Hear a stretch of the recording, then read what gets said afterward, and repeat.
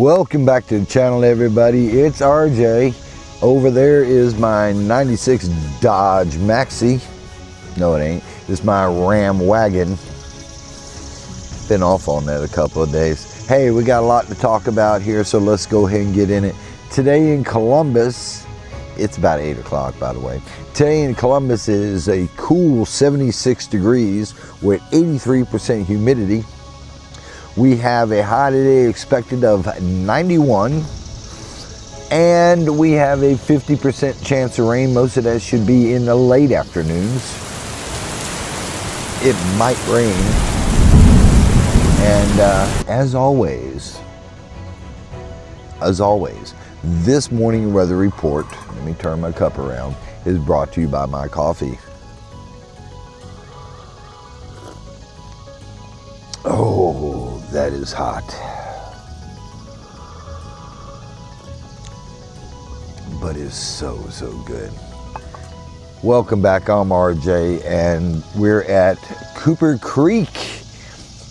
It is Sunday, June 29th, episode 178, and we got a lot to talk about. Yesterday was a very trying day. So where do I start? Let's start with the day. Normal work. I did traffic control. All right, so this is the big event. We got people crawling all over the place. I got Noah out there, and we're just directing traffic, trying to make some sense of this. One way or another. But yeah, it's gonna be hot out here. I got my vest on. And yeah, the things you do for the company. We got Columbus Finest out here, the Sheriff's Department, giving us a hand. And everything's just real great. It was a whole lot of fun. There was a whole lot of people. I should have videotaped it because it was I heard some of the funniest stuff that I ever seen or ever heard. And I just don't know how to start that. Let's just put, if you've seen my little short yesterday, being on the hot asphalt from 7:30 in the morning until about 11 o'clock did me in.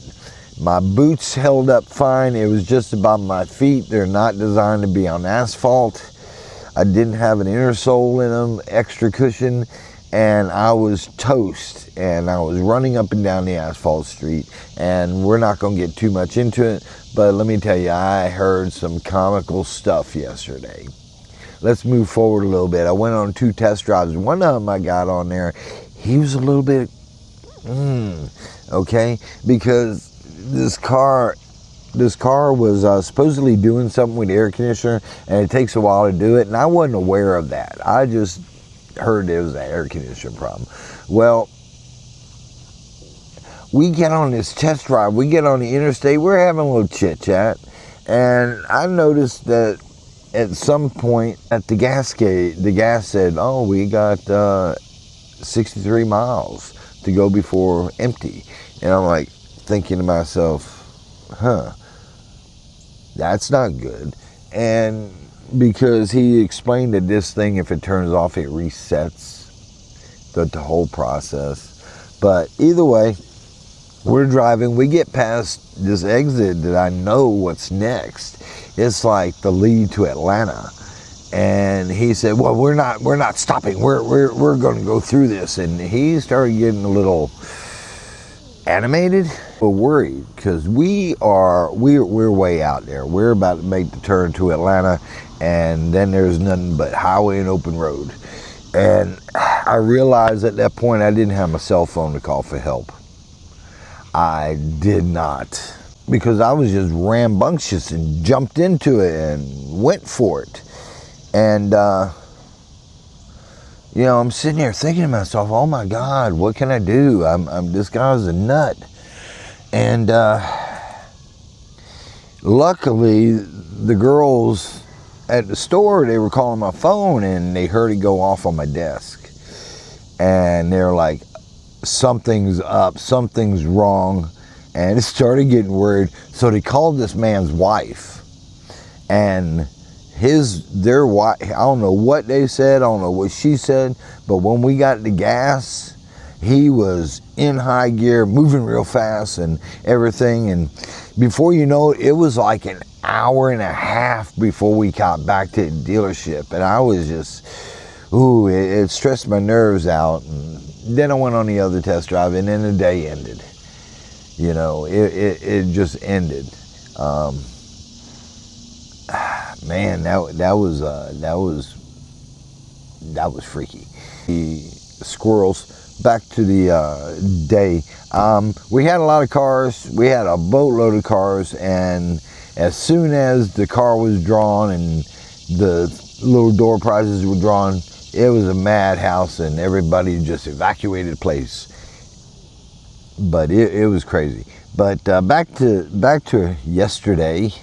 So I leave there after work. I'm kind of distraught because, you know, I felt like I was over at Honda, and Saturdays when I got off, I just didn't know what I wanted to do. I was up in the air. And then today, you know, and then I got to be back at work tomorrow because it's the first of the month. Well, I hee-haw around, I get this done, I come over here to Cooper Creek, I make me some dinner, I made me some chicken on the old grill. I used the old grill. And because it was a chance of rain, and if you know the stainless steel, if it's wet and you got pour water on it, it's toast. Or if it rains on it, it's toast. It won't stack anymore. So I'm sitting here, eating dinner, and it's done got dark, and I hear a lot of sirens. And those sirens, they're just all over the place. And then they start coming, the blue lights start coming into the park. Happening over here because all of a sudden, police are swarming on here in the back lot of Cooper Creek Park. I don't know what's going on. 2 units was here. One came up from over here. 2 police cars there. There's a sheriff right there. There's still more coming. There's still more coming. There's something done happened over there. And they start going around the area 6, which is the back lot, which is supposed to be closed after 7 p.m. And there's just cop cars and sheriff's cars coming in. I bet there had to be, I stopped counting at 7. I stopped counting at 7. And then they're back there, and then a fire truck shows up, probably about 20 minutes late, about 10 minutes later.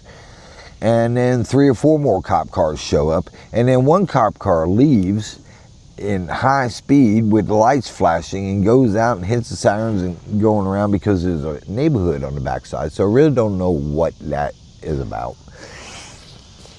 And I'm sitting there waiting, and time goes on, and all of a sudden the fire truck, an ambulance comes.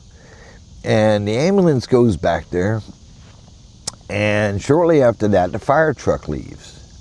And then I'm sitting around, this probably all took about an hour. I was going across on the lake, like, you know, the only thing I can figure is they found a car in the lake or something that they're pulling out because they're all on the water side and looking that way.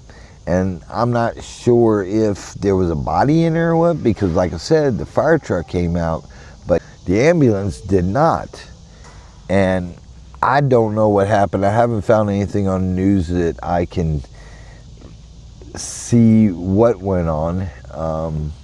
But yeah, that was hellacious. There was just a nice little calm thing, and cops are coming in and out the whole time. But I really don't know what happened with it, but it's something I'm going to look into. Then I finally get back. I'm deciding whether I want to sleep at Walmart or sleep at Cracker Barrel, the truck stop, or the dealership. And I was close enough to the dealership that I decided to go over there. that's the story that we're getting into.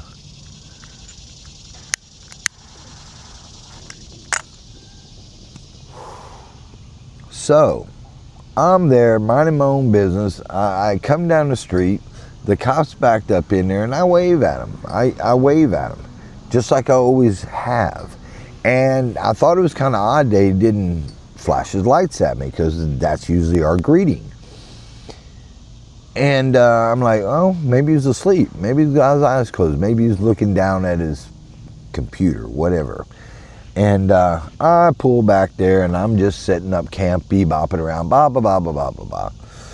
And I got my little chair down, and I got inside, and I was changing pants. I was getting my pants off, so I had my boxers on. And all of a sudden, I look out, I notice corner of my eye, there's lights appearing on the ground. And I'm like, that's awfully close, because the way it is right now, you have to jump the curb to get up there. And I know he won't do that, because, you know, why would he? And the light, I'm noticing some lights, and then they got brighter and brighter.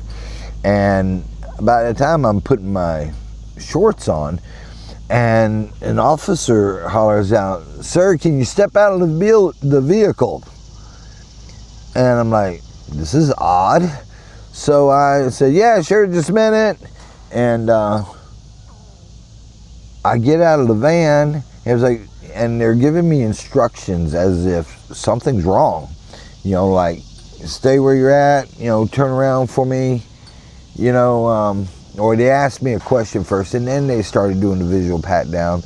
And one of the other officer, the one that was there, takes a flashlight and looks in the back of the van real quick, you know.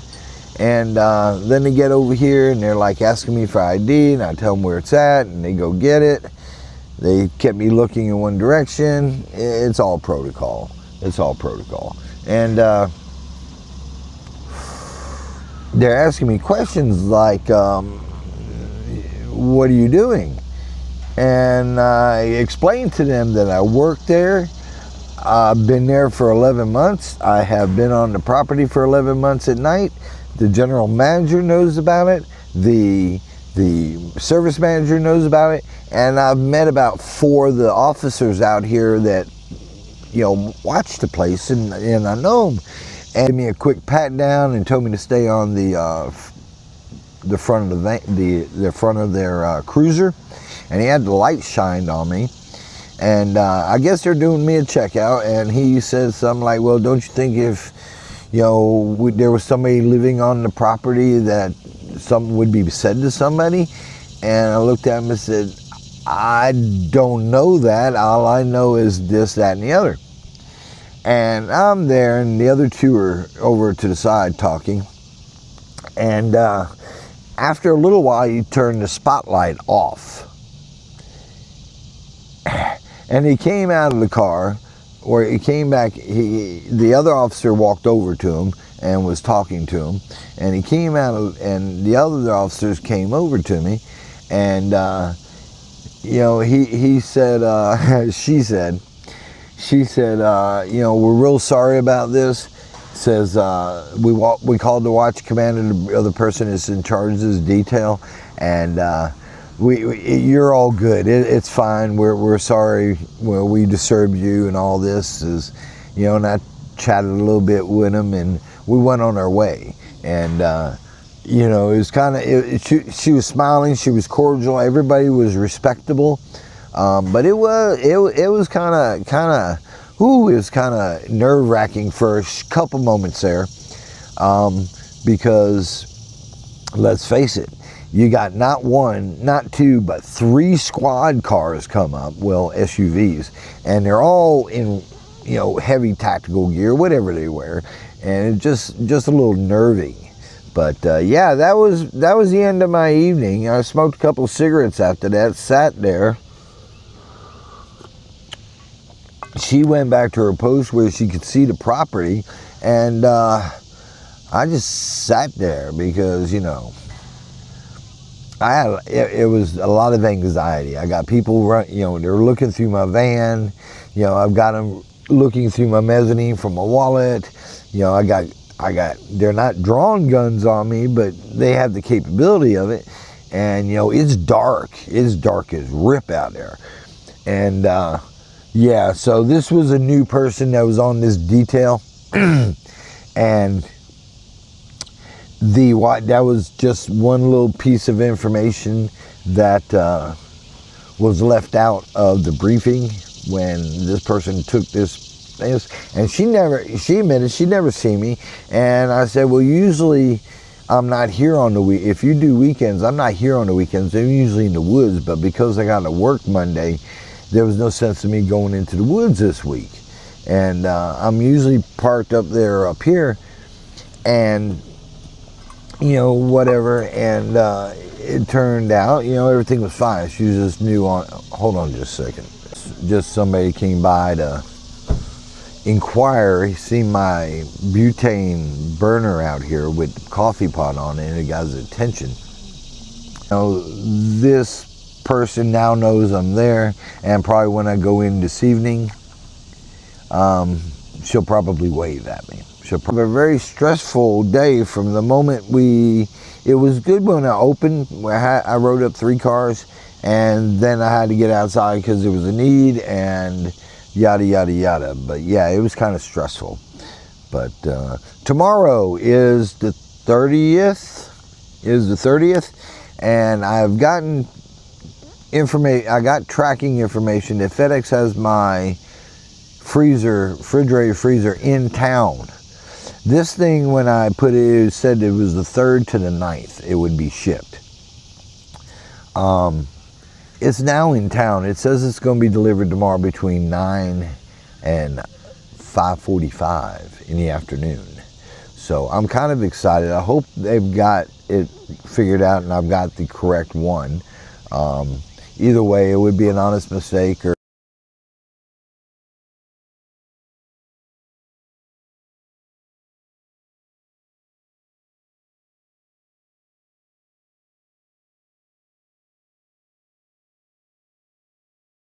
that I'm looking forward to that, because I can do this without a fridge. I really can.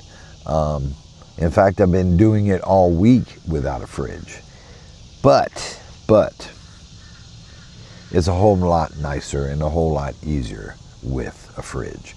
So hopefully this will come in and we'll do a little review on the opening of it, talk about it, and then over time I will give you some insight on my thoughts about it. And I will also name what fridge it is and who it is. So that's, yeah, that's a thing. So it's Sunday, and I got to work tomorrow, which is Monday, which don't happen very often, but it's the end of the month and it's car business and it is what it is. If anything can go wrong, yesterday it did. If anything, I think I'm going to clean out the van today. I think I've got to do my laundry today. I hope to be done by somewhere around 12 with everything, so I can have 9 hours to myself, so I can chill, because I need to be relaxed. In order for me to function halfway decent the next day, I got to relax. Got information yesterday that a little something may be coming back to the shop.